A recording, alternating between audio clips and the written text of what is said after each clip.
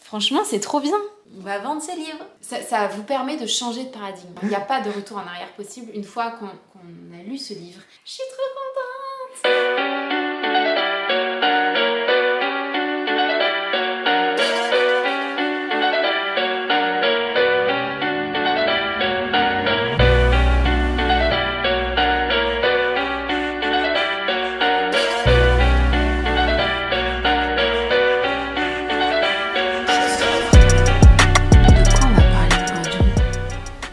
Bonjour, on a traduit le livre.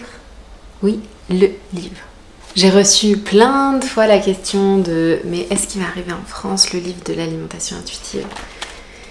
Et ça y est, il est en France, il est en français plutôt parce que vous pouvez le commander de où vous voulez, je crois à peu près. Et je suis trop contente de pouvoir vous proposer la version française du livre Alimentation intuitive.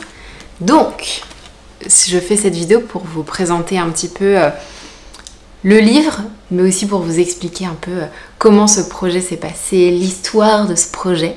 Mais déjà pour parler du livre en lui-même, donc c'est la 4e édition du livre officiel Intuitive Eating qui est sorti l'année dernière en juin 2020, qu'on a traduit, c'est pas moi qui l'ai traduit, mais qu'on a fait traduire et qu'on publie enfin en France. Donc il est dispo sur le site officiel alimentationintuitive.com. Je vous mets le lien en barre d'infos évidemment.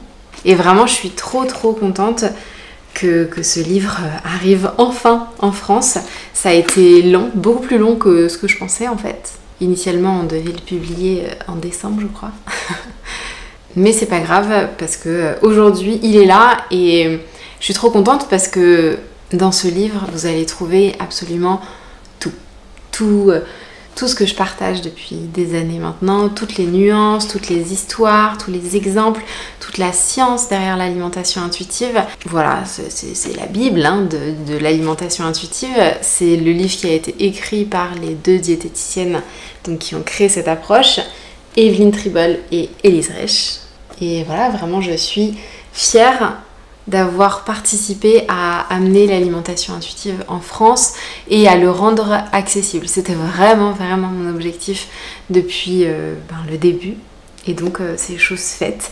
J'espère qu'il va vous plaire même si j'ai pas beaucoup de doutes. J'espère qu'il va vous aider dans votre relation à la nourriture, que vous allez comprendre davantage de choses encore grâce à ce livre.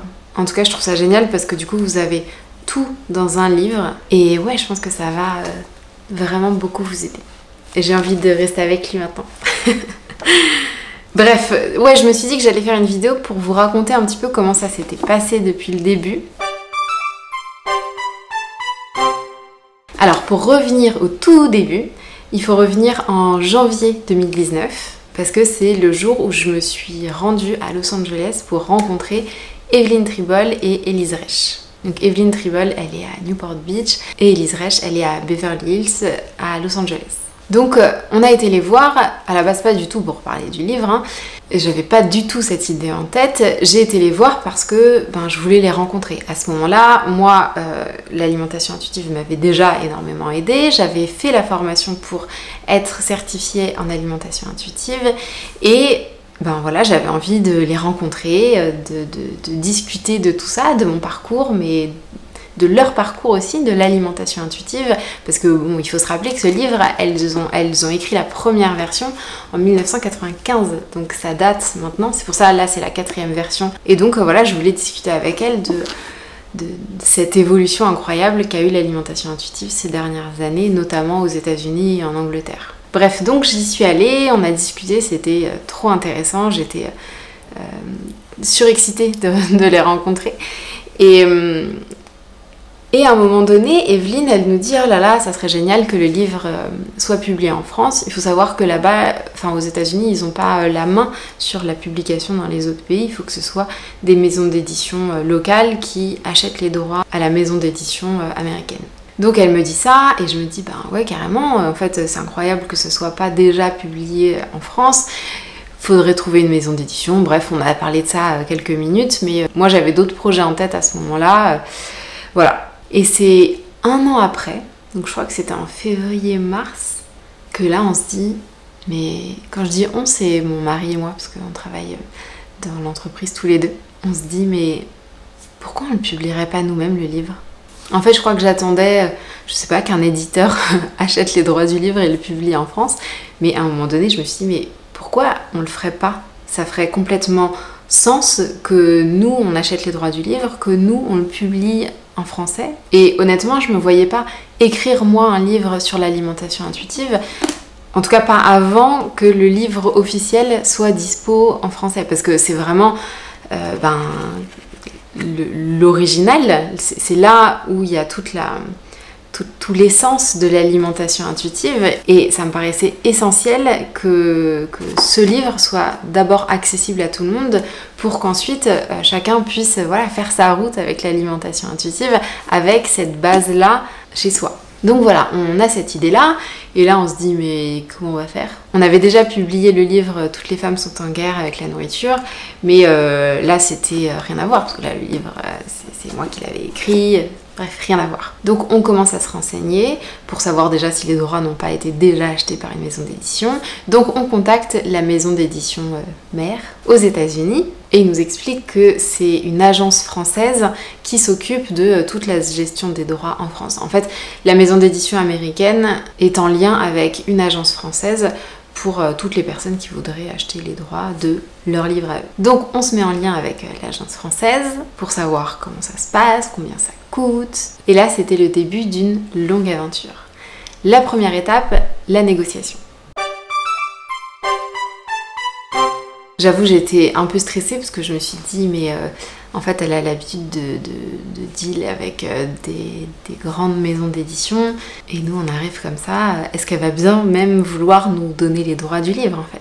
Donc, on prépare une petite présentation en exposant un peu ce qu'on fait déjà et les raisons pour lesquelles on veut acheter les droits du livre, pourquoi on veut publier, nous, ce livre de l'alimentation intuitive en France. Donc au final, l'entretien se passe bien, mais on comprend que c'est un peu compliqué pour elle parce que la situation est assez inédite pour elle, et on comprend tout à fait. Donc se passent de longues semaines, voire de longs mois de négociations, parce que c'est quand même une prise de risque pour elle, qu'elle nous le vende et qu'en fait le livre ne se vende pas du tout. Et nous, de notre côté, c'était aussi des grosses sommes d'argent, donc il fallait trouver le bon compromis entre la rassurer elle, mais pas nous ruiner nous non plus.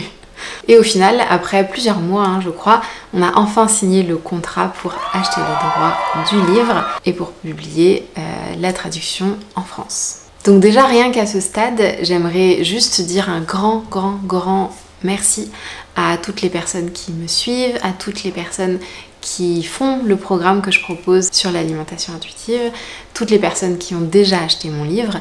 Sans vous, clairement, j'aurais pas du tout pu avoir les fonds pour investir dans ce genre de projet. Et je remercie déjà d'avance toutes les personnes qui vont acheter ce livre. Vous participez aussi au fait que ce livre va être accessible à un maximum de personnes, parce que là, on a lancé une première impression.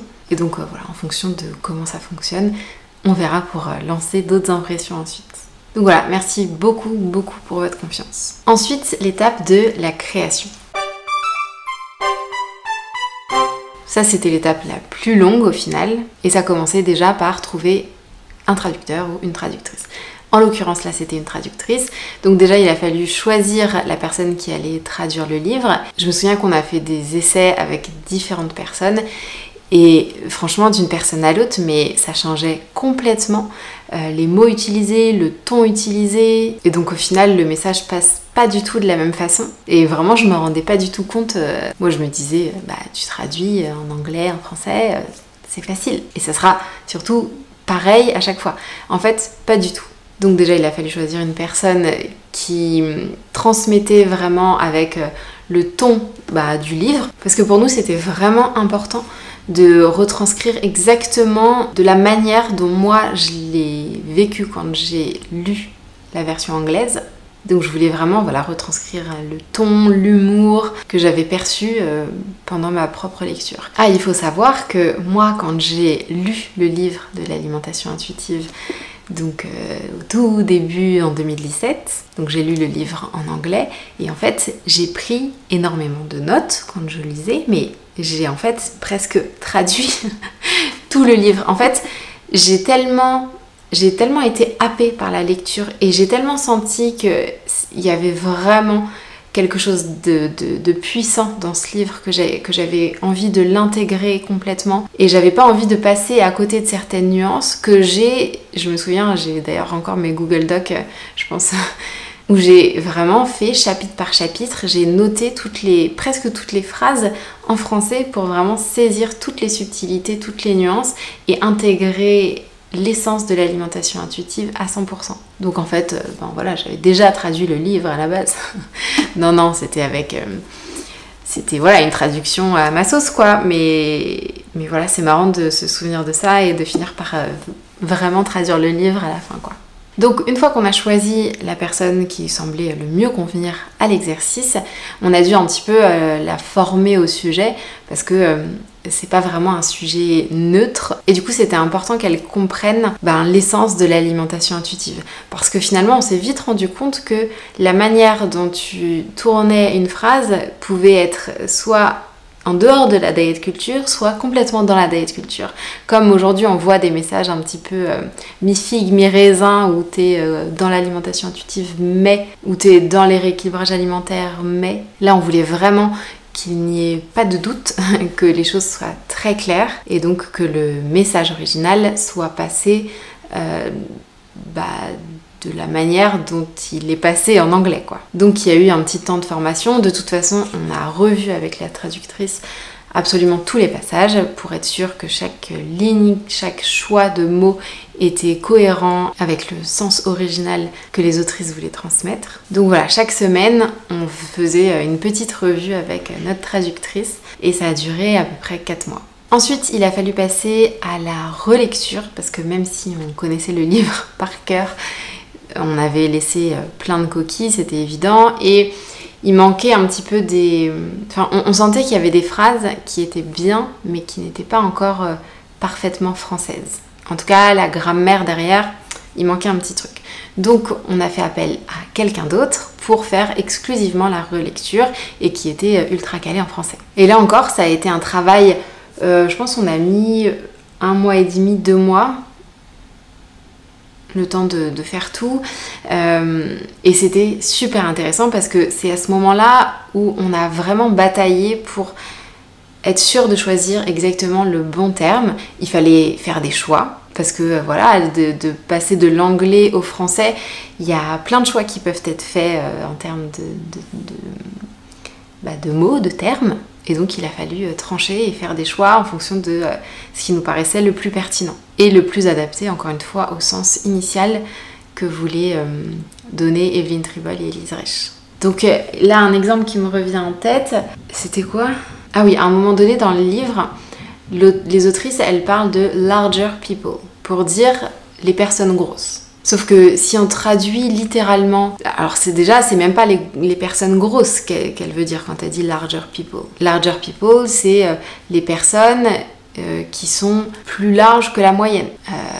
Comment on dit ça en français ? Les gens qui sont plus larges que la moyenne, je me voyais pas dire ça rentre pas trop dans le... Enfin, c'est pas fluide, quoi. Donc après, on s'est dit personne grosse, sauf que en français, c'est beaucoup trop connoté et négativement, malheureusement. Et moi, je voulais que ce livre il soit accessible à tous, même aux personnes qui n'ont pas du tout déconstruit le terme gros, par exemple, et l'associer avec beaucoup de négativité. Je voulais que ce livre il puisse quand même les accompagner dans leur déconstruction et qu'elles ne se sentent pas offensées directement avec ce terme. Donc on a beaucoup réfléchi et au final, on est arrivé à la conclusion d'utiliser les personnes non minces. On trouvait que c'était les termes qui étaient les plus appropriés pour traduire larger people. Mais ça nous a valu plusieurs réflexions, on est revenu plusieurs fois dessus. Et c'est le choix qu'on a terminé par faire. Et des exemples comme ça, il y en a pas mal. Donc voilà, c'était un travail intense, mais très riche. Évidemment, le travail de relecture était aussi sur l'orthographe, la grammaire globale. J'espère qu'il n'y aura pas trop de coquilles. Je suis déjà trop déçue parce qu'il y en a une derrière. Je m'en suis rendu compte tout à l'heure alors que franchement c'est un truc de fou à quel point on a vu et revu ces livres. Mais bon, c'est pas grave, on fera mieux pour la prochaine impression. Il manque un S. Ah, je suis deg, c'est dans la 4e de couverture en plus. C'est pas grave. Il faut accepter que les choses ne soient pas parfaites, je pense. Parce que honnêtement, je pense que dans le livre, s'il y a des coquilles, elles sont très peu nombreuses. D'ailleurs, voilà, j'en profite pour remercier la traductrice et la personne qui a relu tout le livre. C'était vraiment un travail titanesque. Merci. L'étape d'après, c'était l'étape de la mise en page. Parce qu'en fait, dans le livre, donc il y a des chapitres, ça se présente comme ça. Il y a des différents chapitres et il y a aussi des tableaux, parfois il y a des schémas. Et donc moi, je voulais vraiment que ce soit exactement comme le livre initial. Donc on a fait exactement pareil que l'original. Je trouvais que c'était très bien, donc j'étais pas là pour réinventer la poudre ici. J'étais vraiment là pour prendre le livre original et le rendre disponible en France. En français. Donc voilà, j'ai tout pris et même la couverture. Je me suis pas mal posé la question de si on faisait une couverture que nous on imaginait ou si on prenait la couverture originale. Mais encore une fois, moi mon objectif c'était de rendre disponible le livre américain en France et pas d'ajouter ma touche perso ou quoi que ce soit. Je pense que voilà, c'est un travail que je fais déjà à travers les autres produits que je peux proposer. Et là, c'était pas du tout ça mon objectif. Donc, j'ai trouvé que le plus pertinent, c'était de reprendre exactement la couverture, de remettre Evelyne et Élise parce que j'avais vraiment envie de rendre à César ce qui appartient à César, quoi. Donc, au final, je suis ravie d'avoir fait ce choix-là. Et je crois que voilà, ça clôt toute la partie création du livre.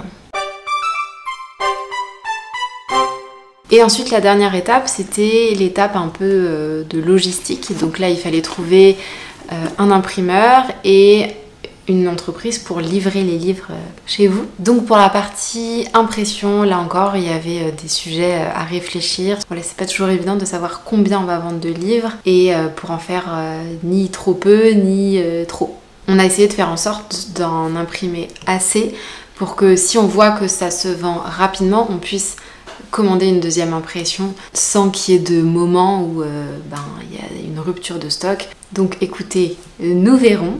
Évidemment dans tout ça il y a des petits bugs, des petites incompréhensions, donc des décalages. Voilà, je vous disais que normalement on voulait le publier en décembre. Écoutez, on a pris quelques mois de décalage. Donc voilà, après il fallait trouver qui allait livrer nos livres chez vous. Là ça s'est plutôt bien passé pour l'instant, mais en même temps la livraison n'a pas encore été faite, donc j'attends les problèmes. Non, j'espère que ça se passera bien. Et il fallait aussi contacter un développeur pour faire le lien justement entre l'entreprise de livraison et notre site pour que quand vous passiez commande, tout se fasse de manière assez fluide. Donc voilà, je crois que j'ai fait le tour de tout le process entre l'idée, non même pas l'idée, je suis revenue carrément avant, depuis ma rencontre avec Élise et Evelyne jusqu'à aujourd'hui, la publication de ce livre qui est à vous maintenant. Il est entre vos mains. L'avenir de ce livre vous appartient. Je pense que j'ai tout dit. Si vous avez des questions, peut-être que j'ai sûrement oublié des choses, n'hésitez pas si le sujet vous intéresse, je répondrai avec plaisir. Je vous mets des petits extraits de quand j'ai reçu le livre. J'étais un peu excitée. Mais en tout cas, je vous souhaite une excellente lecture, une excellente découverte de tous les principes de l'alimentation intuitive, de toutes ces subtilités, de toute l'essence de cette approche qui vous permet vraiment de retrouver une pleine autonomie dans votre relation à la nourriture, dans votre relation à votre corps et même un peu plus. Franchement, c'est trop bien. C'est trop bien parce que c'est vraiment comme l'original. Ça me rappelle quand je l'ai lu la première fois. Ça fait de la nostalgie. Bah ouais, c'est un truc de ouf. On va vendre ces livres. Les gens, ils vont pouvoir lire Intuitive Eating en français. Mais vous allez trop kiffer. Moi, je vous dis, quand j'ai découvert le livre, c'était en anglais. Et je trouvais ça tellement intéressant que j'ai ressenti le besoin de traduire moi-même le livre mot par mot parce que j'avais envie de tout comprendre. Et franchement, je pense que vous allez le lire et vous allez l'avaler. Non mais c'est trop intéressant. Si vous voulez faire la paix avec la nourriture, mais ça va trop vous parler, ça va trop vous aider. Je suis trop contente qu'on l'ait enfin sorti en français, quoi. Franchement, je suis trop contente. Je suis trop contente. En fait, ça nous tenait à cœur. Je dis nous parce que mon mari a beaucoup, un petit peu, participé à la traduction et à la publication de ce livre. Ça nous tenait à cœur de vraiment publier en l'état le livre de Evelyne et Élise, parce qu'elles ont écrit une nouvelle édition donc l'année dernière, et ça nous tenait à cœur de sortir exactement le même livre, c'est-à-dire garder le même titre, garder la même couverture, mettre leurs photos à elles, pour mettre en avant justement l'approche qu'elles ont créée, l'approche qui est utilisée aujourd'hui aux États-Unis, en Angleterre, par énormément de professionnels de santé, des diététiciens, des psychologues qui utilisent cette approche-là. Cette approche qui est là dans la littérature scientifique aussi, qui est utilisée pour justement étudier les différentes populations à travers le monde qui ont des troubles du comportement alimentaire, qui veulent faire la paix avec leur alimentation, et tout ça est basé sur cette approche-là. Et donc ça nous tenait vraiment à cœur de juste le prendre tel quel et de le transposer en français et de le rendre disponible en France. En tout cas, toute la théorie se trouve dans ce livre-là. Toute la théorie. Ça ne veut pas dire que c'est facile à mettre en place. Non, bien sûr que non. C'est un travail sur soi, c'est du développement personnel. En fait, mais c'est ça qui est intéressant, c'est que là, vous avez des pistes de réflexion. Évidemment, c'est pas parce que vous allez lire le livre qu'après vous allez être guéri, que tout va aller mieux. Personne croit à la guérison miracle. On sait très bien, je pense, quand on a des compulsions alimentaires, qu'on a une relation compliquée avec la nourriture, on sait très bien que c'est pas un truc miracle où on va attendre un conseil. Ah mais oui, j'avais jamais pensé à ça, ah bah ça y est, je suis guérie. Non, évidemment. Et on le sait tous à l'intérieur de nous. Mais ce livre-là, c'est pas un remède miracle, mais c'est des pistes de réflexion qui sont à contre-courant, mais qui sont tellement pertinentes. En fait, quand vous êtes concerné par le sujet, enfin moi je vous dis comment ça s'est passé pour moi et comment ça se passe en général pour les gens, c'est que tu lis le truc et tu dis putain mais comment elle sait, comment elle parle de moi de manière aussi précise, et les pistes de réflexion qu'elle me propose, je les ai jamais vues ailleurs. On m'a jamais proposé ces pistes de réflexion là, alors que ça fait 20 ans que je sais pas, je veux perdre du poids. Et en fait, c'est ça qui est vraiment précieux. Ce livre nous pousse à avoir des réflexions qu'on n'a jamais eues. C'est parfois difficile à faire parce que c'est à contre-courant. En fait, ce livre, il découle d'années de travail avec leurs patients. Hein. C'est pas juste elles ont vu 2-3 patients, elles se sont dit tiens, ça va les aider. C'est des années de travail en collaboration avec les patients qu'elles avaient et la littérature scientifique qui existe. Dedans, il y a énormément d'études qui sont citées. La bibliographie, elle est super grande à la fin. Et n'hésitez pas d'ailleurs à creuser davantage la bibliographie si ça vous intéresse. Ça vous permet de changer de paradigme. Il n'y a pas de retour en arrière possible une fois qu'on a lu ce livre. Franchement, c'est trop intéressant. Je suis trop contente de pouvoir enfin vous proposer ce livre-là. J'ai hâte que vous le lisiez, que vous l'offriez, que vous... Franchement, c'est trop intéressant parce que je me dis ça va se démocratiser et c'est pas facile d'en parler aujourd'hui dans la société parce que c'est pas facile à expliquer, ça va tellement à contre-courant que t'en parles avec tes potes, avec ta famille, ça demande une bonne discussion d'1 heure quoi pour réussir à faire comprendre à l'autre quel est ce changement de paradigme et comment on peut voir autrement les choses.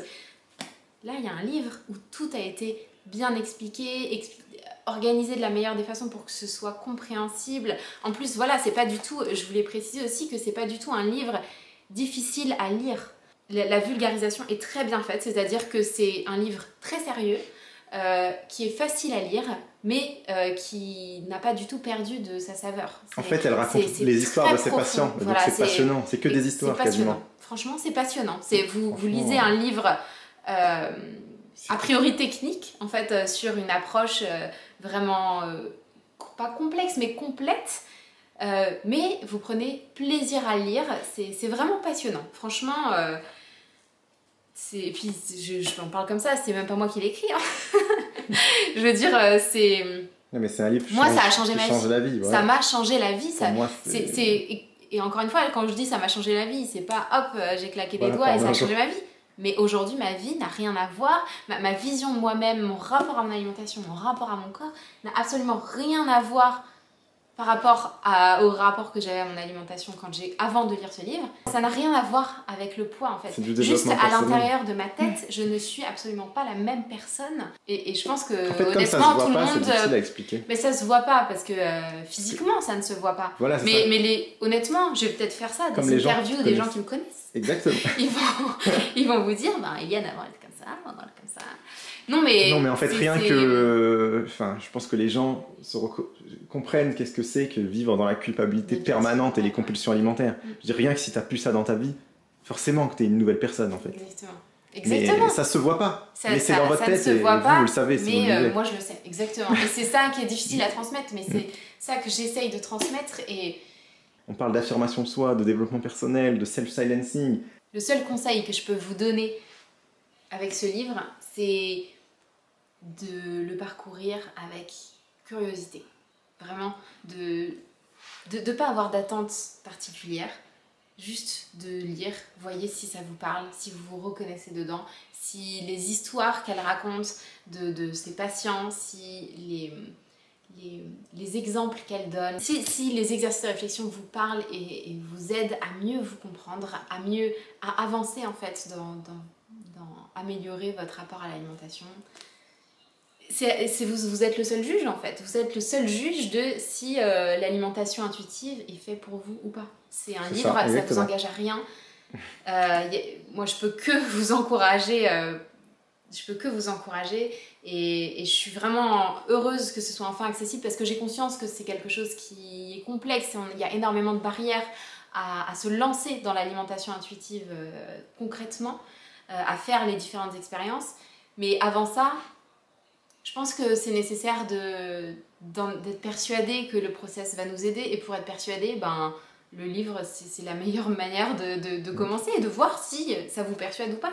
Si vous êtes convaincu, en fait, par cette approche, si ça vous parle, voilà, vous êtes le seul juge. Après, voilà. Je suis trop contente!